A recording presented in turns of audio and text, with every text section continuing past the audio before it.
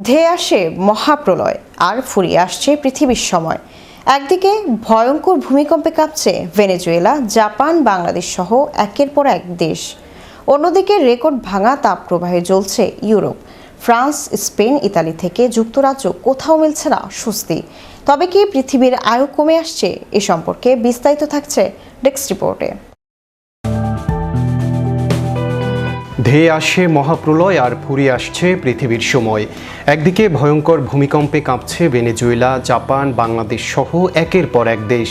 অন্যদিকে রেকর্ড ভাঙা তাপপ্রবাহে জ্বলছে ইউরোপ, ফ্রান্স, স্পেন, ইতালি থেকে যুক্তরাজ্য কোথাও মিলছে না স্বস্তি। 40 ডিগ্রি ছাড়ানো তাপমাত্রায় মানুষ হারাচ্ছে প্রাণ, জ্বলছে বন, বন্ধ হয়ে যাচ্ছে পর্যটন কেন্দ্র।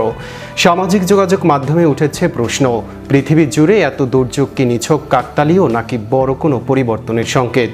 এসব কি কিয়ামতের আলামত নাকি জলবায়ু পরিবর্তন ও প্রাকৃতিক ভূতাত্ত্বিক প্রক্রিয়ার নির্মম বাস্তবতা? উত্তর খুঁজতে মরিয়া জলবায়ু বিশেষজ্ঞরা। পশ্চিম ইউরোপ যেন পরিণত হয়েছে এক বিশাল অগ্নিকুণ্ডে। রাস্তাঘাট, শহর, জনপদ, এমনকি শতাব্দী প্রাচীন স্থাপনাগুলোতে যেন দাউ দাউ করে জ্বলতে থাকা এই অদৃশ্য আগুনের তাপে ফাঁসফাঁস করছে। চলতি বছরের তৃতীয়বারের মতো ভয়াবহ তাপপ্রবাহে বিপর্যস্ত ইউরোপের বড় অংশ। ফ্রান্স, স্পেন, ইতালি, যুক্তরাজ্য, জার্মানি থেকে শুরু করে বেলজিয়াম ও নেদারল্যান্ডস পর্যন্ত ছড়িয়ে পড়েছে তীব্র তাপদাহ। ফ্রান্সের বহু অঞ্চলে তাপমাত্রা ছাড়িয়েছে 40 ডিগ্রি সেলসিয়াস। রাত নামলেও মিলছে না স্বস্তি। চলছে তথাকথিত ক্রান্তীয় রাত, যেখানে রাতের তাপমাত্রাও 20 ডিগ্রির নিচে নামছে না।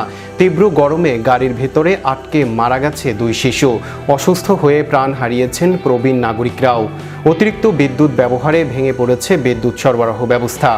ফলে অন্ধকারে দিন কাটাচ্ছে হাজার হাজার পরিবার। দাবদাহ থেকে বাঁচতে নদী ও সমুদ্রে ঝাঁপ দিয়ে প্রাণ হারিয়েছেন অন্তত 40 জন। অন্যদিকে শুকিয়ে যাওয়া বনাঞ্চলে বাড়ছে দাবানলের ঝুঁকি। বিশেষজ্ঞরা বলছেন, ইউরোপের বর্তমান তাপপ্রবাহের প্রধান কারণ হল হিট ডোম বা তাপ গম্বুজ পরিস্থিতি এবং দীর্ঘমেয়াদী মানবসৃষ্ট জলবায়ু পরিবর্তন। এদিকে যখন গরমে পড়ছে ইউরোপ, তখন পৃথিবীর অন্য প্রান্তে দেখা দিচ্ছে আর এক আতঙ্ক। 1 মিনিটেরও কম ব্যবধানে ভেনেজুয়েলায় আঘাত এনেছে 2টি শক্তিশালী ভূমিকম্প। প্রথমটির মাত্রা 7.2 এবং দ্বিতীয়টির 7.5। ব্যাপক ক্ষয়ক্ষতির আশঙ্কায় সেখানে ঘোষণা করা হয়েছে জরুরি অবস্থা। একদিকে রেকর্ড গরম, অন্যদিকে শক্তিশালী ভূমিকম্প। জলবায়ু বিপর্যয়, প্রাকৃতিক দুর্যোগ আর চরম আবহাওয়ার ঘটনাগুলো যেন ক্রমশ বাড়ছে। Riyad Sikdar, channel Europe news desk.